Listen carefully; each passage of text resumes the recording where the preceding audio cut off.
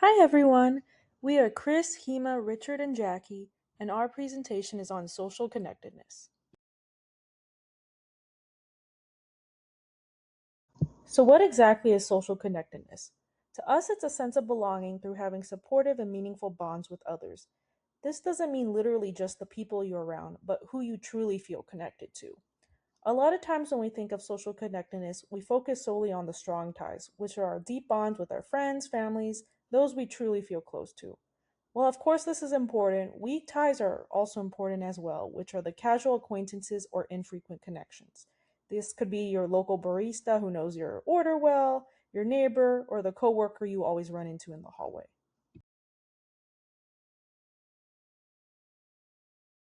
Unfortunately, loneliness is now beginning to get recognized as a critical public health issue. How did this happen when we're supposedly more connected than ever now? One reason being the digital trap. Even though we do have more access to being connected through our screens and social media, they don't produce the same oxytocin or the bonding hormone that being in person with somebody does. The next reason is new ways of living. Even with the high cost of rent, more people are living alone now than ever before across all age ranges, meaning people don't have the weak ties to their neighbors or those around them as much anymore. The last reason is the COVID impact. Not only did loneliness increase overall with COVID, but especially for groups who are already vulnerable to isolation and were feeling lonely, this gap only widened post COVID.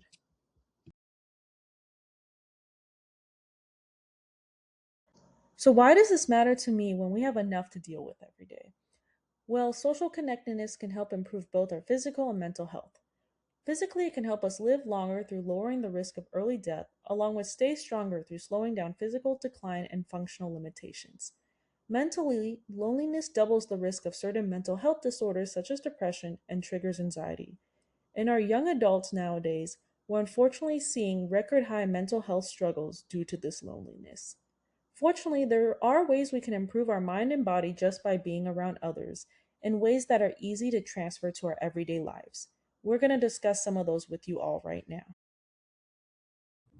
One of the intervention is acceptance and commitment therapy.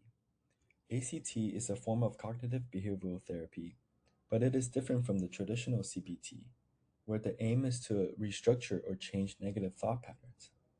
Instead of trying to fight, suppress, or change these difficult internal experiences, ACT helps clients change their relationship to those experiences. ACT emphasizes on acceptance, where the client is encouraged to openly acknowledge distressing thoughts and emotions without any judgment or attempts to suppress them. Another focus is cognitive diffusion, where the client learns to change their relationship with thoughts, viewing them as only a temporary mental events rather than an absolute truth. For example, from I am a failure, the client can say, I'm having the thought that I'm a failure, or I'm just being annoying, to I notice I'm having the thought that I'm annoying. Another focus of ACT is value clarification, where clients identify their deeply held values so then they can take steps towards them, even when they feel negative or discomfort internal experiences. Here we have a quick demo on how ACT is used for social connectedness.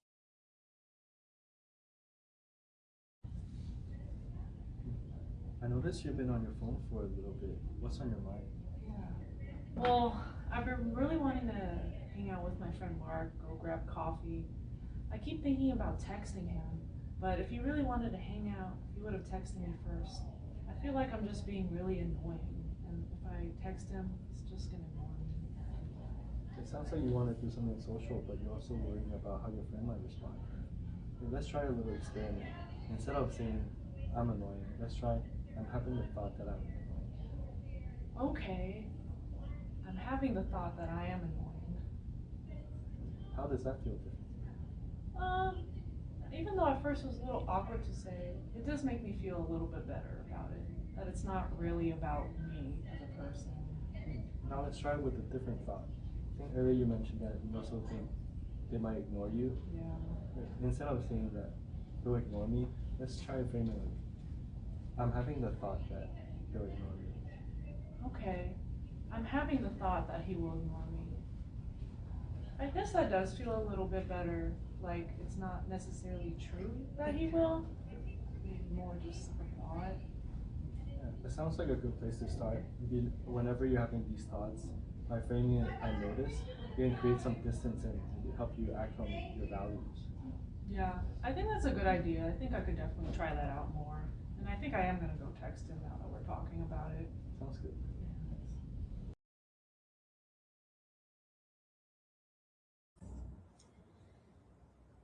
We're now going to practice a loving kindness guided meditation. Begin by getting yourself comfortable. Allow yourself to switch from your usual mode of doing to non doing to simply being. Connect with your body and bring your attention to your breathing. Follow your breath as it comes in and then out of your body without trying to change it. Give full attention to each in breath and to each out breath. Bring to mind a person or pet for whom you have deep feelings of love and are happy to see. Imagine or sense this person or pet, noticing the feelings you have for them arise in your body. It may be a smile that spreads across your face. It may be a warmth in your body.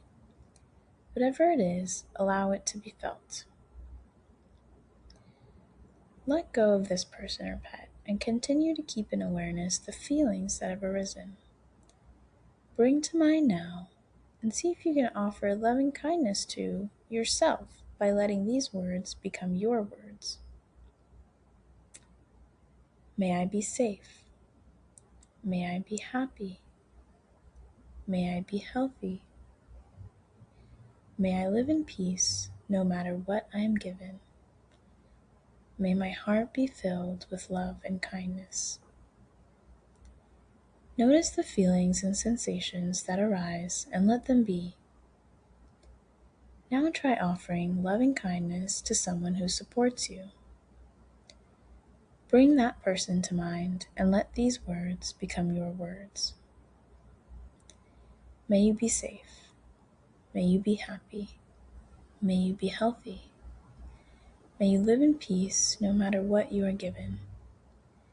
May your heart be filled with love and kindness. Notice the feelings and sensations that arise.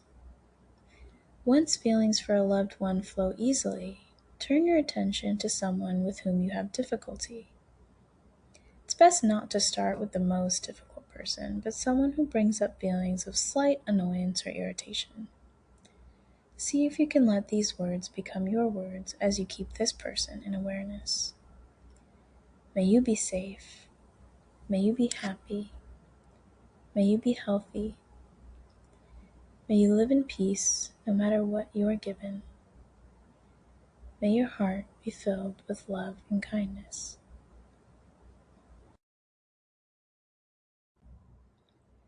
Notice the feelings and sensations that arise and see if you can just allow them and let them be.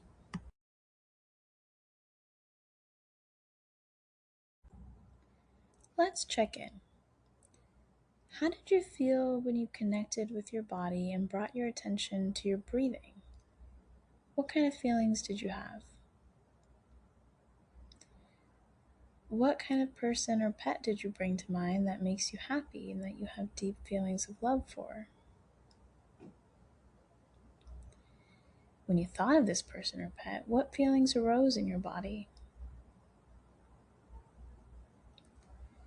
What person did you imagine that you have difficulty with, and how did imagining them make you feel? What kind of feelings and sensations arose after you wished this person kindness, safety, and health? What feelings and sensations arose when you included yourself in your loving kindness?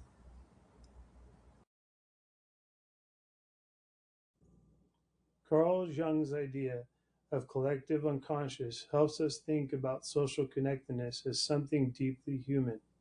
Across cultures, people tell stories, create rituals, and build communities around belonging, morality, care, and connection. However, this does not mean social connection looks the same for everyone. For one client, connection may mean close family ties. For another, it may mean religious community, cultural identity, chosen family, or even smaller weak tie interactions. So, culturally responsive care means recognizing the universal need for belonging while letting the client define what connection actually means to them.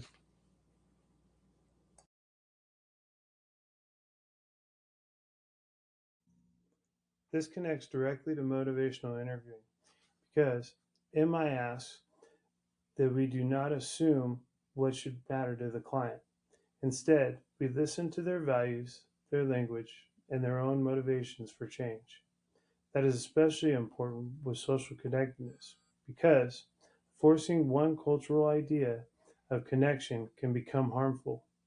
ACT also fits here because it helps clients notice painful thoughts without letting those thoughts completely control their behavior.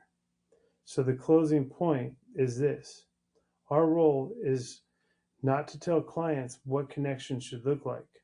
Our role is to help them clarify what belonging means within their own culture and identity, then support small, values based steps towards it.